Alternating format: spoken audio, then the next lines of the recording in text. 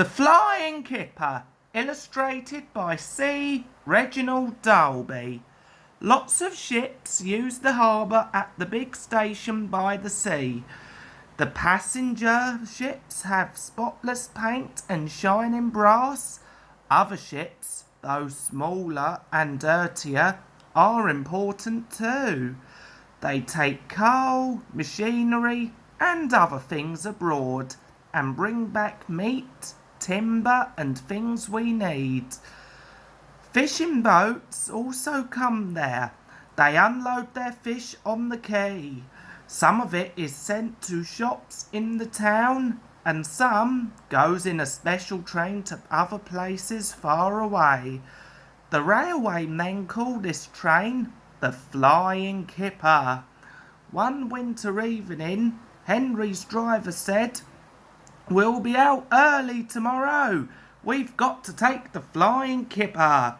"Don't tell Gordon," he whispered, "but I think if we pull the Kipper nicely, the Fat Controller will let us pull the express."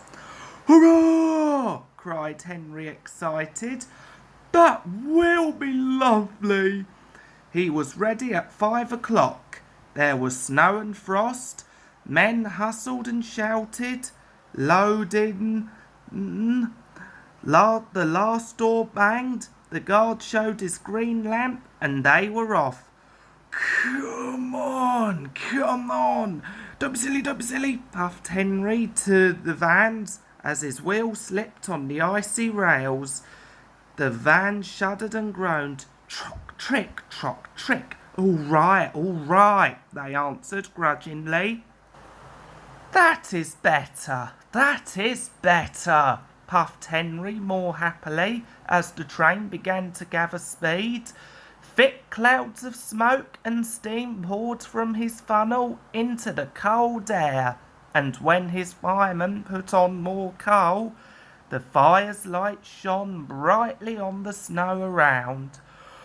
Hurry, panted Henry. They hooshed under bridges and clattered through stations, green signal lights showing as they passed. They were going well. The light grew better and a yellow signal appeared ahead. Distant signal up, thought Henry. Caution.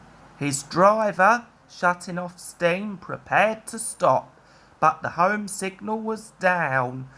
All clear, Henry. Away we go. They couldn't know the points from the main line to a siding were frozen, and that signal had been set at danger.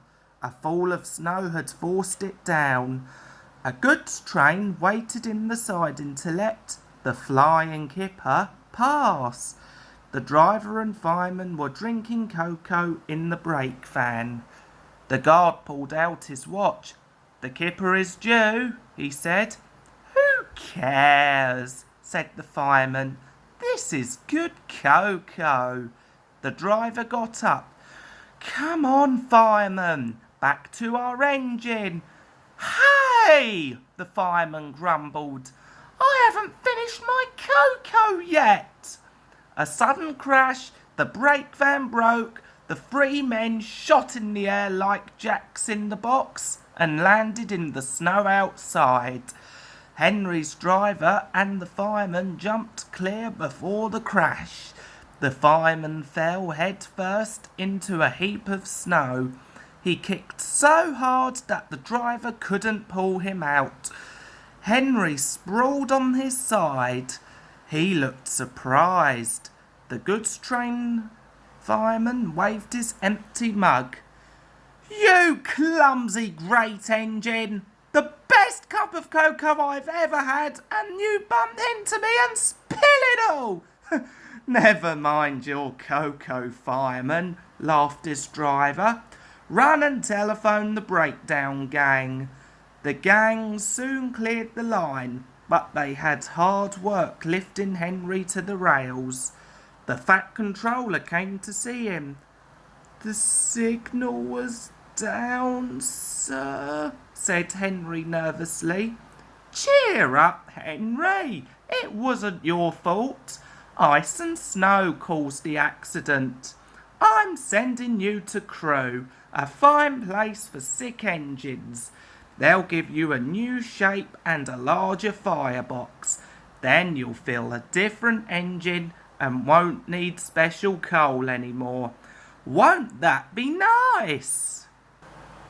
Yes, sir, said Henry doubtfully. Henry liked being at Crewe, but was glad to come home. A crowd of people waited to see him arrive in his new shape. He looked so splendid and strong that they gave him 3 cheers. Peep, peep, pap, pap, peep. Thank you very much, he whistled happily. I am sorry to say that a lot of little boys are often late for school because they wait to see Henry go by.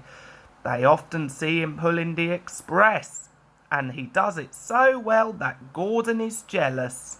But that is another story.